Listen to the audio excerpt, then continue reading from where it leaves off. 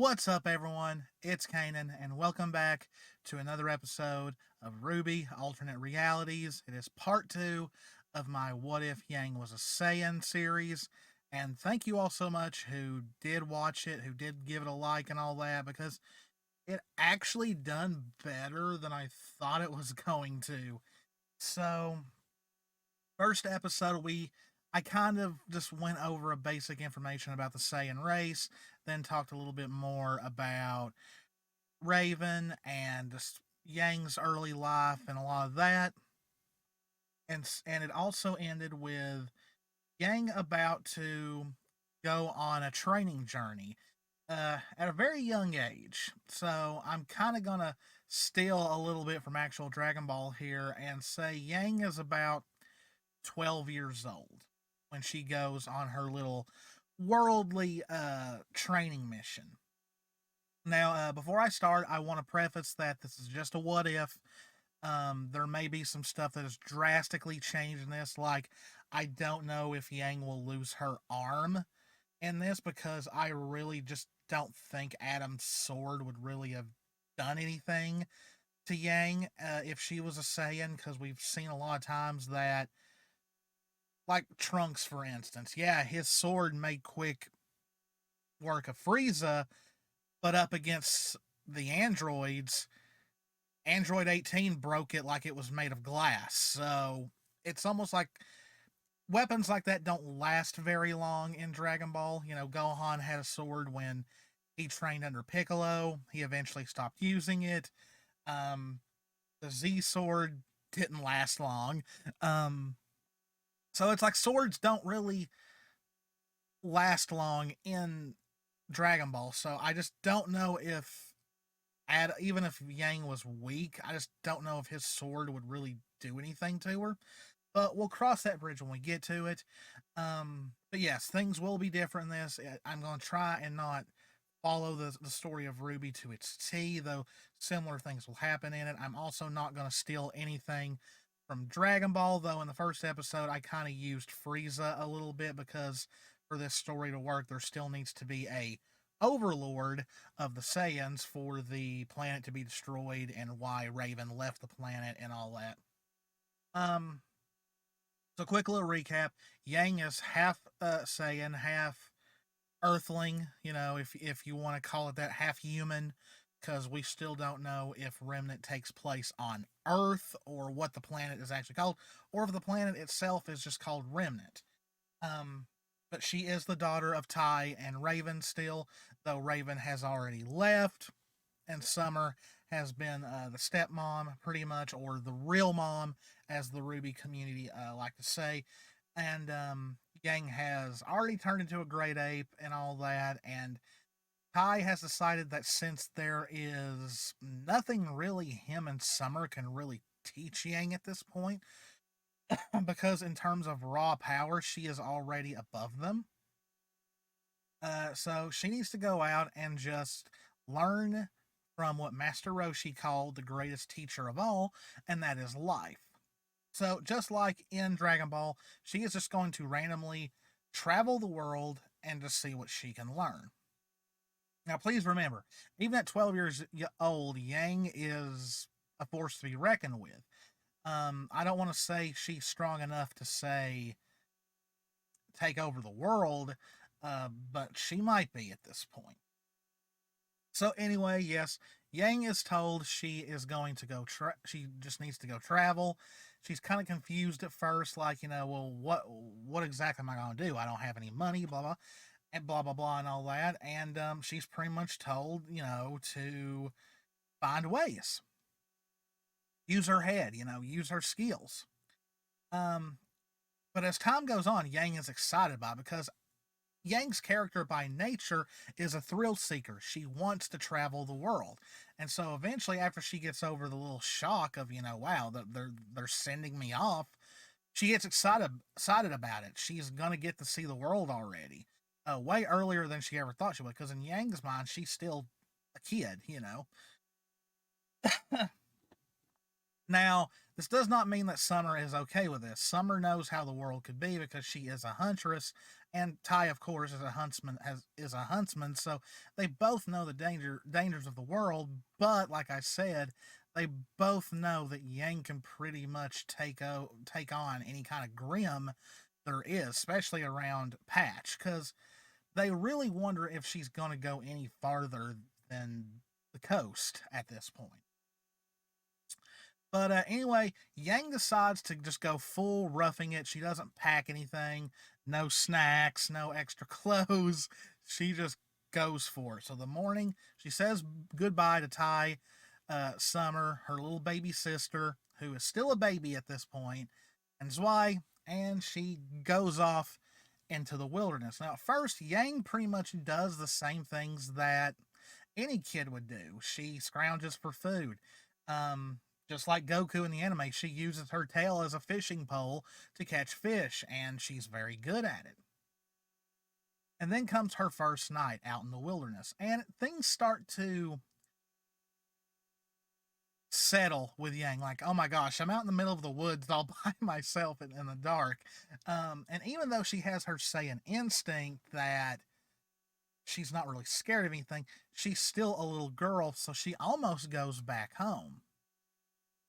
But something within her just tells her, no, you need this if you want to be a huntress one day, because she has decided by this point that she wants to be a huntress like Summer. And so she pretty much builds it in her head that this happens to every kid that wants to be a huntsman or a huntress, that they're sent off into the wilds to fend for themselves. And so with that, she makes it through her first night with no incident. So the next day, as she's going through, she finally comes across her first pack of Grimm that have sadly just finished devouring some bandits. And at first, she's heard of the Grimm, but she's never seen them. Just because, there really wouldn't be any negative emotions going on at the Xiaolong and Rose household. So at first, she sees them kind of like just weird looking animals. They notice her, of course, and they attack, and Yang really makes quick work of them. It's kind of sad in a way. It's almost like a adult beating up stuffed animals. She's kind of surprised that they were that easy, to the point where she's beating them with one punch. But one thing that Yang is bothered by is, even though they were bandits, she was too late to help them. And this is the real first feeling of, you almost want to say, failure in her eyes, that she failed to save people, even though, yes, they were bandits, but did they deserve to be devoured? Well, I guess it depends if they ever murdered anyone while they were stealing stuff, or if they just stole stuff to survive. You never really want to think about someone deserving to be eaten alive, but yes, this is her first instance of not being fast enough, not being there in time, failing to save someone. And for a child, even as powerful as Yang, it kind of haunts her a little bit. She has nightmares that night about it. And so she vows that she'll never fail to save people again, whether morally they need it or not. So she gets a little bit further into the wilderness, and then she finally stumbles upon the actual town that is in Patch. That's pretty much a small little village that makes up what would be called the town of Patch. And she's never seen this many people in her life. She's amazed. She sees all the stuff that they're selling, all this cool stuff that she's never seen, and it really blows her away. But something that really catches her attention in town is that there is a contest going on. And it's an eating contest. Who can ever eat the most food will win so much money. Let's say 500 Lian. I don't know how much that would be in Remnant. I'm just going to say it's equivalent to $500 in real life. And Yang's like, oh, I think I need money if I'm going to go any further. So she enters. And of course, the other contestants, even the people who are running, like, oh, this cute little girl, this cute little Faunus girl, because remember, she's got a tail. is going to take part. This is going to be cute, blah, blah, blah. She's got no chance of winning, though, because, like, a lot of people don't think a kid can out eat an adult because, adults, have bigger stomachs, obviously. But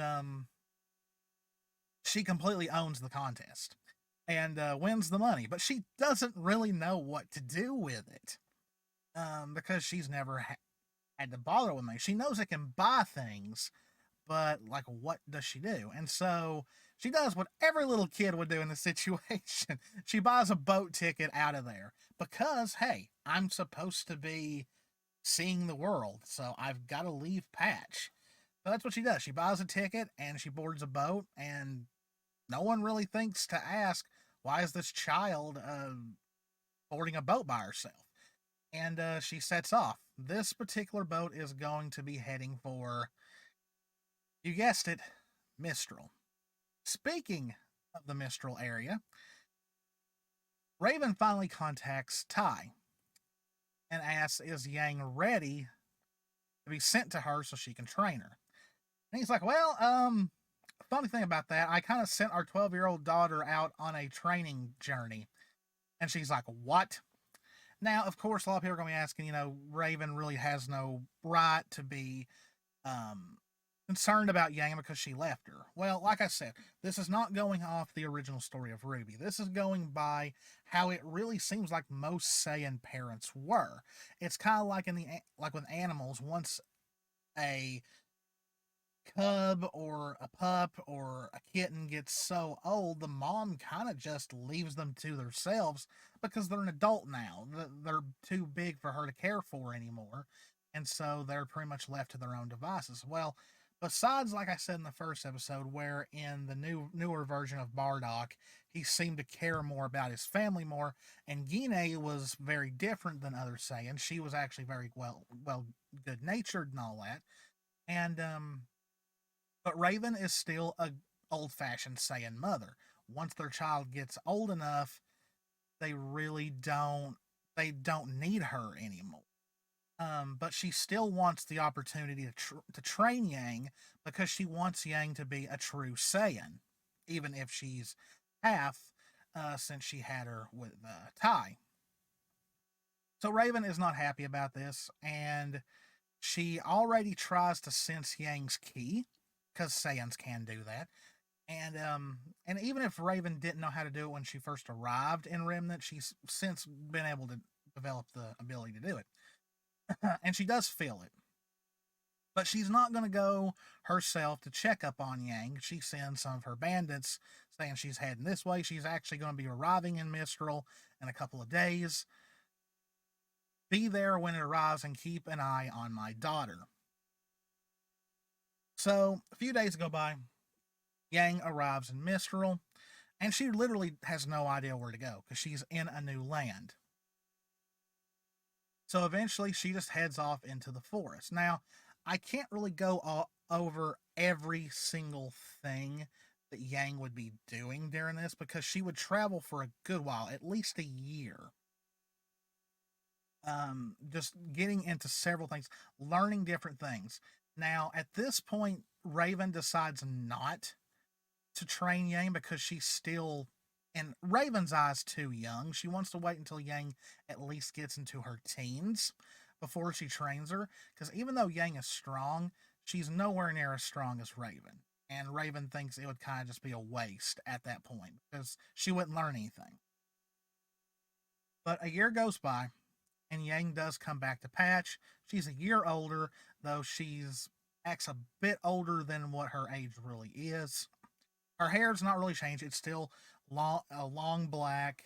She's grown a couple of inches, and she's a lot stronger because she's learned how to train herself.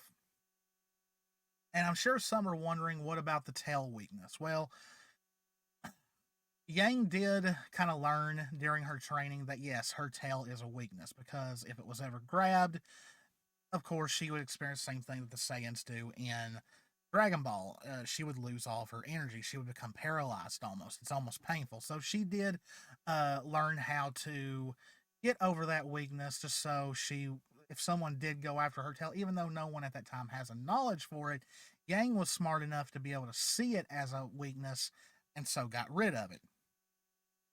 So after she's arrived, um, it's very obvious that she's still not going to learn much from Tai and Summer. And so then they really start thinking about telling her about Raven and that Raven wants to train her. But Yang does verbalize that she just wants to stay home. She'll train herself. And that's, like I said, with no knowledge of Raven. She just ups and says, I think I just want to stay home for a little bit, train myself, and then that way I'm ready for Beacon when the time comes. And so for several years, Yang gets up right at the crack of dawn, goes out into the wilderness, and trains herself, whether it be just shadow fighting, punching trees until they knock down, destroying boulders, anything like that. She is doing it. She also starts developing her key energy, and that is where she discovers that, hey, I can shoot energy out of my hands. And I'm going to stay with Yang's theme of fire here. And so let's say that it's key energy, but it's the color of fire. Not made of fire, but like they're the orange, yellowy like color. And so she starts developing her energy as well, which makes her way stronger than she already was. She also, during her journey, learned the benefits of meditating and just being calm. And so she does spend a lot of time out in the woods meditating. Though she still has a temper, and it sometimes just doesn't work. So let's move a couple of years. Yang is about, let's move to about where she is at the beginning of RWBY, which is around 17. RWBY is grown up now. She wants to be a huntress too. And just like in Yang's character short, she wants to train with Yang. So Yang, even though RWBY has her scythe already, and yes, by this time Summer has disappeared. This version of Yang though, it's weird. Like Yang doesn't really get the whole understanding of parents just because of her Saiyan nature, but she was still heartbroken by it. And she was more heartbroken by it because of what it did to RWBY, and we all know how RWBY feels about Summer, and we all know what happened to Tai. So once again, yes, Yang does kind of take over as the mother of her little sister, and so she starts training RWBY. And even once RWBY gets Crescent Rose, because yes, even though Raven is not his blood sister, Crow still sees the girls as his nieces, so he is still Uncle Crow, and so he does come around a lot, and RWBY did decide to base her weapon off him. But even though she has the scythe, Yang wants her to learn how to fight hand to hand. But if poor RWBY couldn't keep up with Yang in the actual show when we originally thought, she definitely can't keep up with this Yang. If she tried to punch Yang in the gut, she would hurt her hand. It's like hitting a brick wall. But Yang teaches her the basics enough to where if she ever gets in a situation where she doesn't have Crescent Rose, she'll be able to defend herself. Now, it's also around this time where Tai does break down and tell Yang about her real mom, Raven. Now, of course, Tai does not tell her about what she is. And also at this time, with her being a young adult, she is getting kind of rebellious. She doesn't want to listen to her father most of the time because she's already learned that she's stronger than Tai. And so it's like, I don't want to say she's like, what are you going to do? But it's kind of like that. And she wants to fly she wants to fly the nest at this point. She wants to, if she doesn't go to Beacon, she's just going to travel the world. But she's also learned how to fly at this point, so keeping her home is not exactly easy. But Tai begs her. He says, "Look, if you're going to go to Beacon, don't show off your strength like this. Like, show it off enough to make it into the academy, but don't use your full strength. Don't fly. don't shoot around fireballs, And of course, every huntress needs her weapon, and so that's where she gets the gauntlets, even though she doesn't need them. She doesn't see the point in using these gauntlets plus, the bullets that it uses because she doesn't need them, but he just begs her to use those instead. And if she ever does get carried away and uses her strength, just tell he tells them to tell her it's her semblance. Now, also, this version of Yang has grown up thinking she is a faunus. And so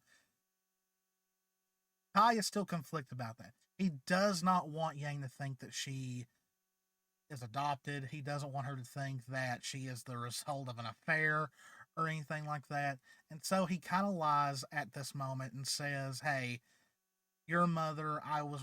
Well, it's technically not a lie, but he tells her it was a faunus woman that he was with and that it was just before he met Summer. But something about it Yang doesn't buy. And so one night she sneaks out and flies off to find Uncle Crow. Now, through the years, she has also learned how to sense energy as well. And so it's very easy to find Crow because huntsmen do have higher power levels, if you want to still call it, than normal humans. And so she finds him at a bar. And because at this point, yes, this is still drunk Crow. And, she asks him, so is it true? Uh, was my mom just some random faunus that my dad was with? And sadly, in his drunken stupor, Crow tells her everything. That her mother is the leader of a bandit tribe. She is his adopted sister. That she's some kind of alien. Now, of course, Yang does not believe that. She thinks he's drunk. She doesn't believe the alien part. But it does sate her curiosity for who her mother is. He even spouts that, if she had red eyes, she would look just like her. That she is a carbon copy of her mother. And so Yang begs him to take her to him, to Raven, not him, and he passes out. Then, of course, not caring if she's going to get in trouble or not, she stays with Crow to watch over him. And then when he wakes up, of course, he's hungover and all that. And she lets him know, you spilled the beans. He's like, no, I didn't. That you must have been hearing things. You said my mom's name is Raven. You said that she is a leader of a bandit tribe and that she's an alien. He's like, oh, your mom's gonna kill me. That's exactly what he says. And so that is really what starts Yang's, I don't want to say obsession because I never saw it as an obsession, but her drive to meet her mom. He won't tell her where, and since she doesn't remember her mom, she doesn't know what her energy feels like. So she can't just sense it. Plus, Raven, just like in the show, does a very good job of hiding her energy, and it's for the same reason that it is in the show, except Raven discovered it for herself. Because I'm still not sure if this version of Raven went to Beacon, because this version of Raven would see no point in it. She would see it as pointless, because she could already take out most of the planet. There's no point in her going to uh, Beacon and just being a bandit queen. Kind of, it's the best cover for her. And so Yang leaves, wondering if she should believe all of it because once he's sobered up, he will not tell her anything. Won't confirm it, won't deny it, even though she can tell he's lying. Um, so Yang goes home, and of course, Tai is not happy that he woke up and she is just gone. And she's angry. She is very angry, and she says, "Why didn't you tell me?" He's like, well, "Why didn't I tell you what about my real mom?" I said, "I did tell you." It's like, "No, you told me about a faunus lady. You didn't tell me about Raven." Ty's face goes pale, and he's like, "Who told you?" He's like, "A little bird told me." Wink, wink. And he's like, I'm gonna kill Crow next time I see him. And she's like, good, that's two people that wants to kill him now.